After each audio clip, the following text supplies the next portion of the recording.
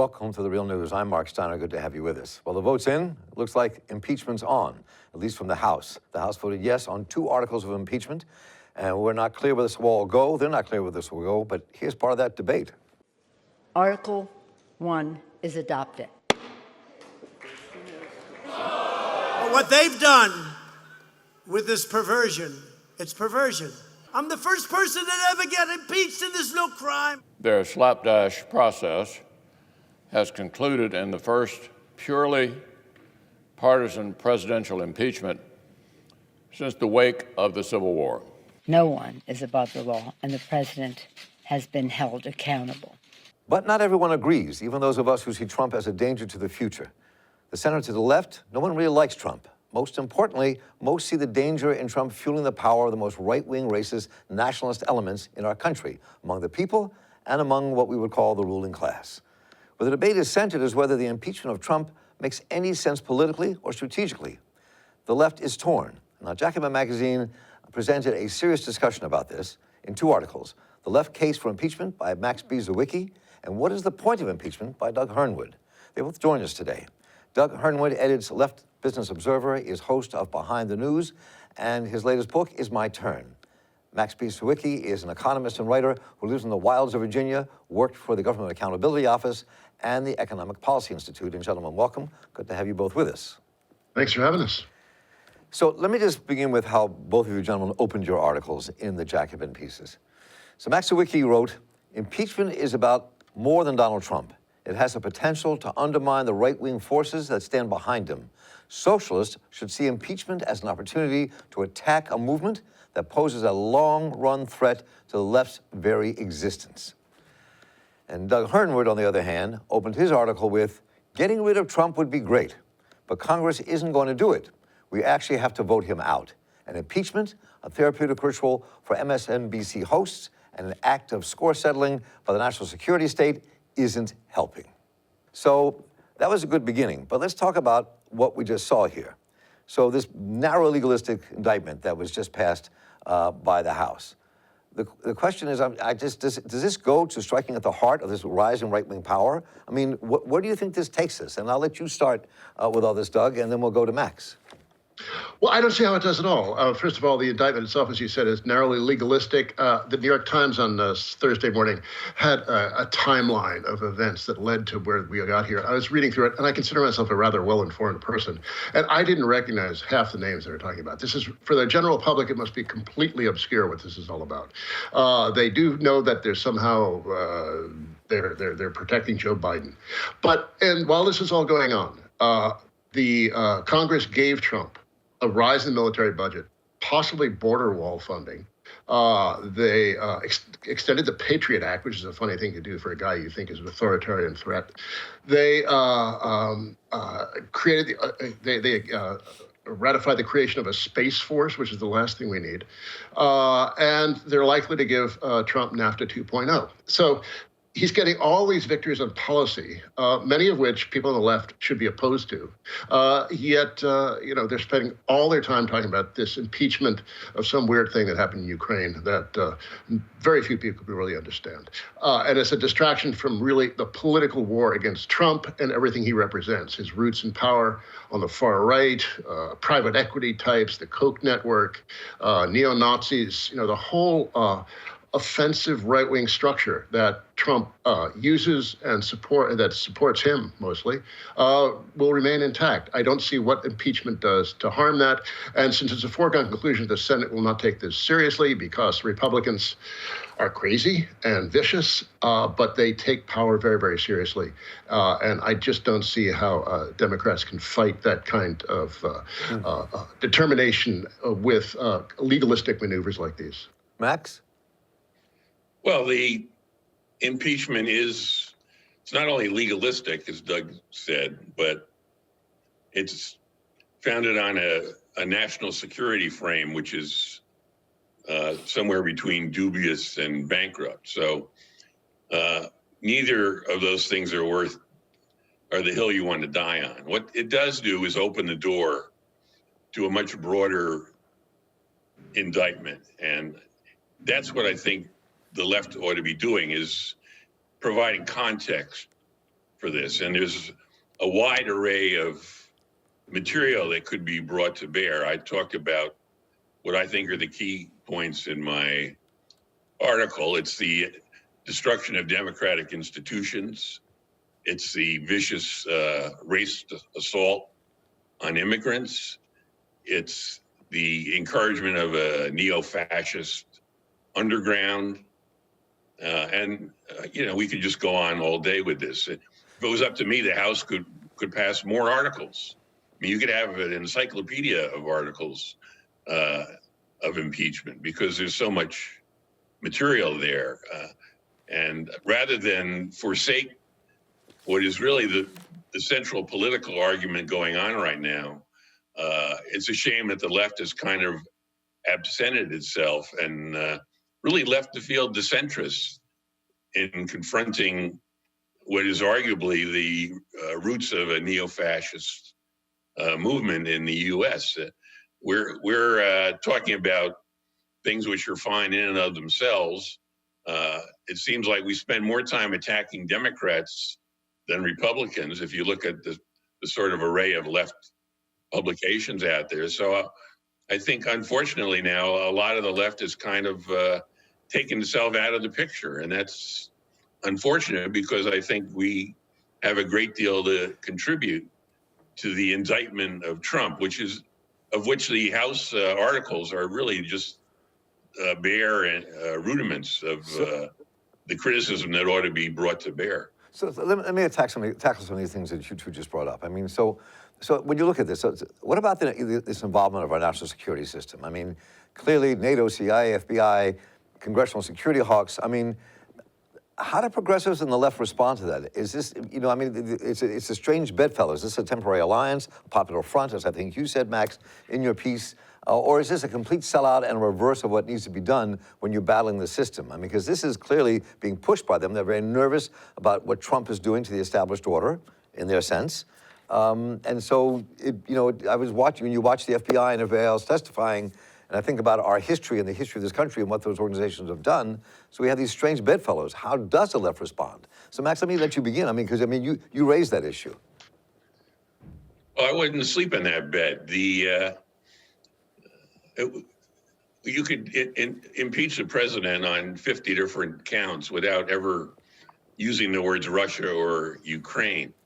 Having said that, where they do have Trump dead to rights is on Ukraine, in the sense that it seems pretty evident that he was trying to use the power of the state to influence the behavior of a foreign government to help his very narrow personal interest in being reelected. Now that's anti-democratic. We may not like the Trump's target in this, Joe Biden. We may not have any use for him, but the broader principle here is that a president should not be allowed to do that. That's a fundamental breach of democratic practice, and we shouldn't stand for that. Now, there's a lot more we could and should bring up, but that in and of itself is it may be legalistic, but it's completely well-founded. Russia's a capitalist country. There's no reason to tilt in favor of Russia against Ukraine or vice versa. So, I mean, there seems to be some sentimental affection for what used to be the Soviet Union and, of course, ongoing disaffection from the national security state. But I think that complicates things way too much. The basic point is there's no reason to tilt in favor of either one in this. And that's pretty obviously what Trump has been doing. Now, I don't think we need to get stuck in that. We could talk about, like I said, 50 other things that are worth impeaching him for. The House has opened the door to that, the Democrats. And I think we should walk through that door and talk about our issues. Doug, how about walking through that door? Well, first of all, it's very strange to see liberals and even people in DSA shirts cheering on the work of the CIA, who the informant worked for the CIA, and prosecutors, FBI heads, and things like that. I mean, these are very bad people running very bad institutions, and it's very strange to see them become heroes. But all that aside, most of the things that Trump has done wrong are been completely legal. Whether we're talking about food stamp cuts or gutting the EPA or his hostility towards immigrants, his rejection of refugees, just about all of that, the most appalling things he's done are legal. And impeachment is really not the proper venue for addressing those legal outrages. We're less than 2 months away from the beginning of the Iowa caucuses. We're maybe 3 months away from New Hampshire primaries. The election season, in other words, is well underway. That is what elections are for: having real political fights about real issues, and to spend the months in the run-up to that process focusing on these obscure battles around Ukraine and Russia, and this Russia obsession of the liberal establishment is just utterly demented, and this comes out of that. This impeachment mania comes out of that in part. It's just really strangely distracting to me not to have the political battle, but just focus it on the crimes of Donald Trump, knowing that nothing is going to happen, that he will stay in office and emerge possibly strengthened. As in my piece, I quoted Ralph Waldo Emerson's comment that if you strike at the king, you must kill him. This is not going to kill him. It has the possibility of making him stronger, and it's the last thing I want to do with this guy. So, talking about making him stronger, let's take a look at Donald Trump at his rally for a moment. I'm going to come back with something with this. I said in my letter to Pelosi, by proceeding with your invalid impeachment, you're violating your oath of office. You're breaking your allegiance to the Constitution. You're declaring open war on American democracy. You dare to invoke the Founding Fathers in pursuit of this election nullification scheme, yet your spiteful actions display unfettered contempt for America's founding and your egregious conduct. You are the ones interfering in America's elections. You are the ones subverting America's democracy. We did nothing wrong, nothing whatsoever. So, what about the reality of that? I'm sorry. Whenever I see him, he looks like a failed Borscht Belt comedian. But anyway, but he's not funny. No, he's very good at this. I can't stand him. I find him repellent, but he really is very good at this. He's really good at this. And this unleashes him. And Democrats, I was reading the New York Times this morning, and it's clear to me that liberals of that ilk do not understand the source of his appeal or his power. And this impeachment, it perpetuates and deepens that lack of understanding. He is going to able to rally his people talk about his base, which is a very imprecise thing, but he's going to rally a lot of popular support off this. The polls haven't really moved during the course of this impeachment. He's no less or more popular than he was before. Right. I was impressed by all the big words he managed to string together without a pause in that little excerpt you showed us. But he's just an appalling figure. I mean, I'm not that I can't deny. But we really need to understand the source of his appeal, and that's the only effective way of fighting him. And this is really not the way to fight him, not through constitutional means, or to see Nancy Pelosi and her colleagues dressing in black. I mean, it's just an act of pure theater. This is performance, not politics. Max, I mean, pick that up. I mean, because it's clear that the neoliberal establishment in our country wants to restore their order. Of course. So what do we want? What is the people who are progressive left? What is the debate we should be having? If we stay out of this, nobody's going to know what we want. That's why we should be in it. Now, as far as breaking the law goes, you don't have to break the law to be impeached. You could think of all kinds of outrageous, there's some threshold, I guess, above which if Trump did some legal things that were terrible enough, everybody would want to impeach him. So the point is that you don't have to break the law to be impeached, and the House is not bound to that standard. And even if they were, there'd be plenty of other things they could use. The main thing is that the end result here, his actual removal, is really not the point of the exercise. There's no question the Senate is not going to vote to remove him, this Senate, under the leadership of McConnell. The point of the whole exercise is the process leading up to the vote. Who says what, and who votes, and how they vote. It's using the politics of the process to restrain his actions to the extent possible while he's still in office, and to minimize his chances of being reelected. That's the whole point of this. It's not the fact that the Senate is not going to vote to remove him. Everybody knows that. The point is to use this, to walk through this door, as I said, and bring to bear our entire critique, not just of Trump, but of the Republican Party that he's bound to, and of even centrist Democrats that in one way or another propitiate their ideological priors. That, as it stands, if we're out of this game, then whatever we're interested in is going to be invisible, and basically we're absenting ourselves from resistance to what I see as the main enemy right now. To me, the most urgent task for the left is to minimize this man's chances of being reelected. And let me just say as a disclaimer, I'm wearing a T-shirt. I don't speak for DSA or any faction of DSA or any organization at all. So just, I'm purely speaking for myself. I don't pretend to represent anyone else in particular. It's a nice T-shirt. Thank you. You're welcome. But My wife bought it for me. a nice wife. But let's go to that point. I mean, so we know, as you just said, that he will not be convicted in the Senate. That's clear.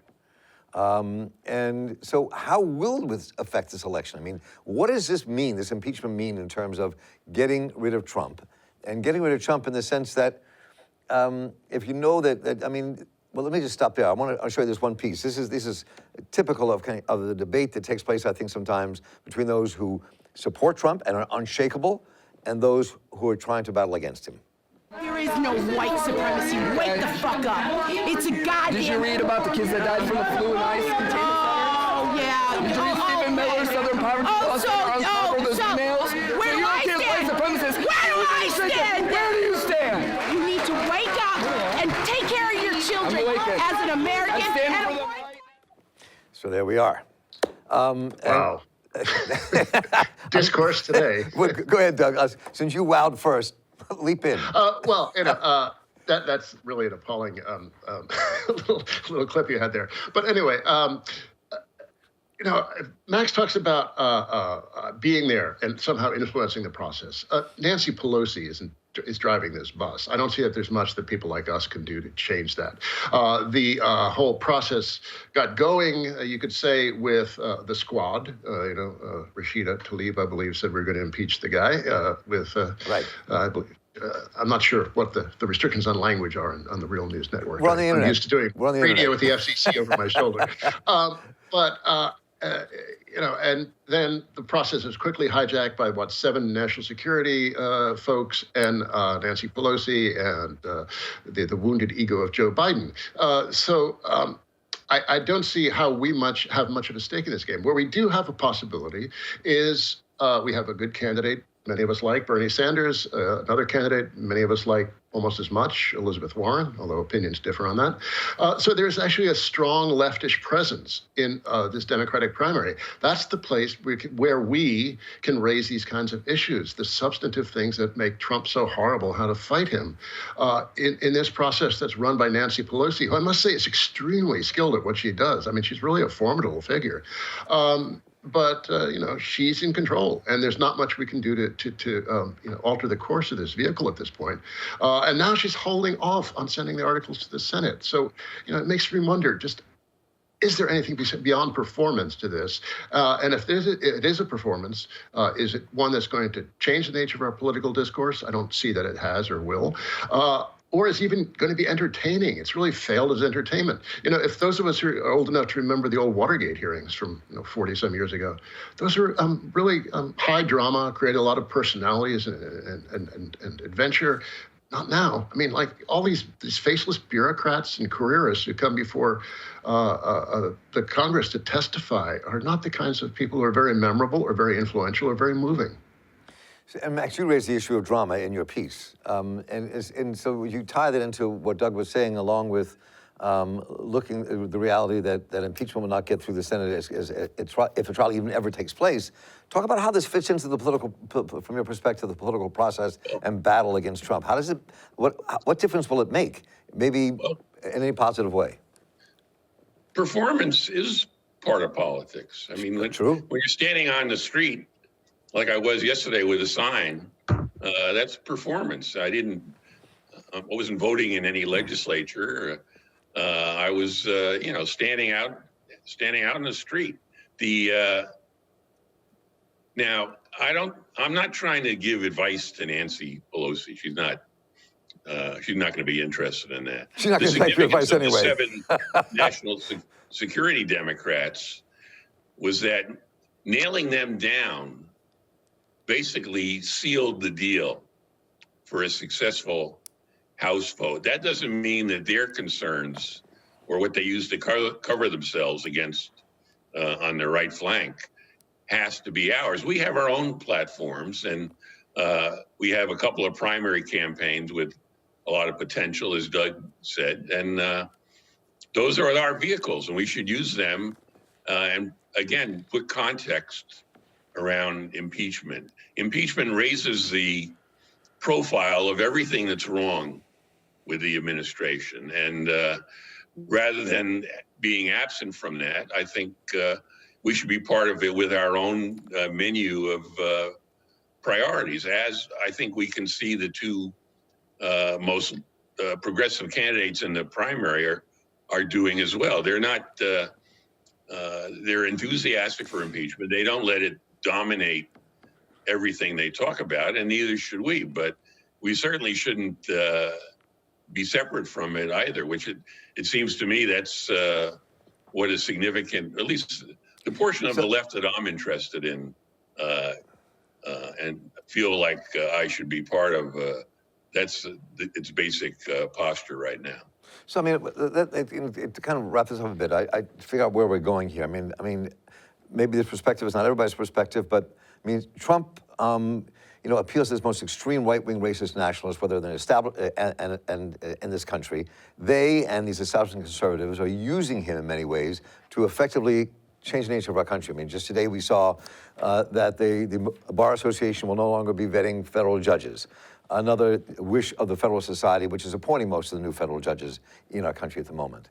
So when you look at that and look at the impeachment and look at what we're facing, I'd like you both to kind of look for a moment into play a prescient game. Look at these crystal balls. Where is this going to take us? Is this ever going to get to the Senate? How will it affect the 2020 election? Where does this fit into the struggle for a different America?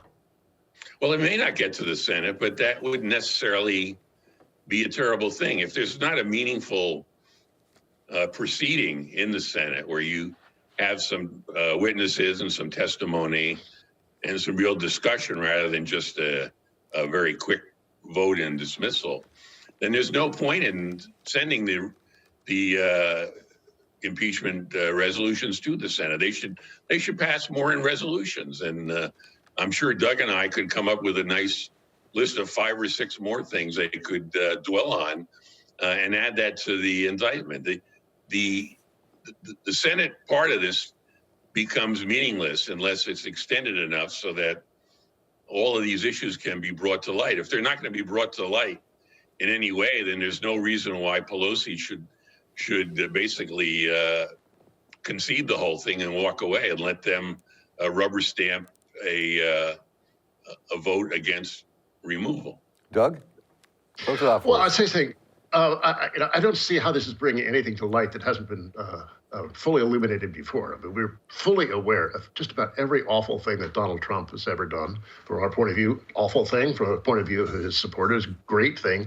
But it's not like this guy isn't covered in great detail. We know exactly what he's doing. We know what he stands for. We know what kinds of forces he represents or emerges from. The fact that this guy is president is a symptom of a society that I think is in serious state of decay. And he's only advancing that decay further. But, we're not going to make these points through this impeachment. We're going to make them through an election campaign. We're going to make them through organizing people, through the old trio: agitate, educate, and organize. That's the way we're going to fight Trump. And this kind of high-level maneuvering that we're seeing, with this meaningless now impeachment resolution with no possibility of a speedy trial or a meaningful trial or anything that's going to resolve anything. That's the opposite of agitating, educating, and organizing. It's anesthetizing. It's distracting, and we need to mobilize for a very serious issue-oriented campaign that could try to present a positive vision to people of how to get out of this morass of hatred and that has completely taken us over. This morass of hatred and decay that has completely taken us over. And the only way we're going to do that is with some sort of appealing, positive agenda that would make the future seem possible and livable. And I just don't see these articles of impeachment contributing to that process at all. Well, as we see how this unfolds over the next month in the coming year, we look forward to doing more conversations here like this with you and other folks at Jacobin. Doug Herndon and Max Sawicki, thank you both so much for being with us today. I deeply appreciate the articles you wrote and the discussion we had today. Thank you. Thank you. Thank you both. And I'm Mark Downey here for the Real News Network. Please let us know what you think. Take care.